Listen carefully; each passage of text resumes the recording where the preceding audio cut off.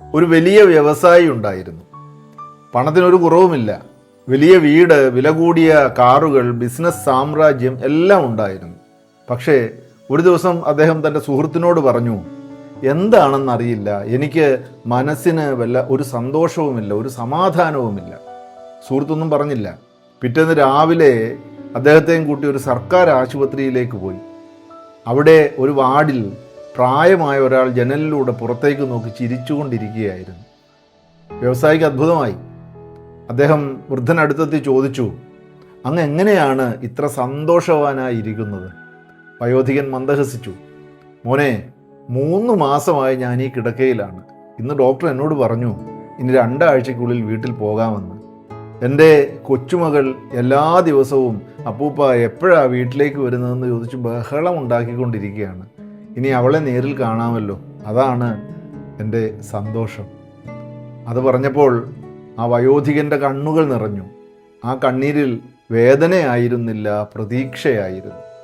അവർ ആശുപത്രിയിൽ നിന്ന് പുറത്തേക്ക് ഇറങ്ങി. വരാന്തയുടെ ഒരു മൂലയിൽ ഒരു കൂലിപ്പണിക്കാരൻ ഇരുന്ന് ഭക്ഷണം കഴിക്കുകയായിരുന്നു. ഒരു പൊതിച്ചോറ് ആരോ കൊണ്ട് കൊടുത്തതാണ്. അടുത്തിരുന്ന ഭാര്യയുമായി പങ്കിട്ട് കഴിക്കുകയാണ്.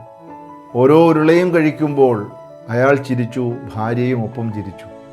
അവരുടെ ലോകം അത്രേ ഉണ്ടായിരുന്നുള്ളൂ. പക്ഷേ ആ ലോകത്ത് സന്തോഷം നിറഞ്ഞതായിരുന്നു.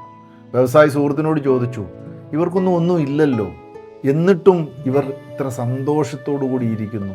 എനിക്കെല്ലാം ഉണ്ട്, എന്നിട്ടും ഞാൻ സന്തോഷവാനല്ല, എന്തുകൊണ്ടാണ്? സുഹൃത്ത് കുറച്ചു നേരം ഒന്നും മിണ്ടിയില്ല.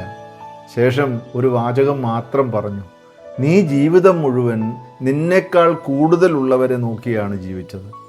ഇവർ ജീവിതം മുഴുവൻ തങ്ങൾക്ക് ലഭിച്ചതിന് നന്ദിയോടെ നോക്കിക്കാണുന്നു.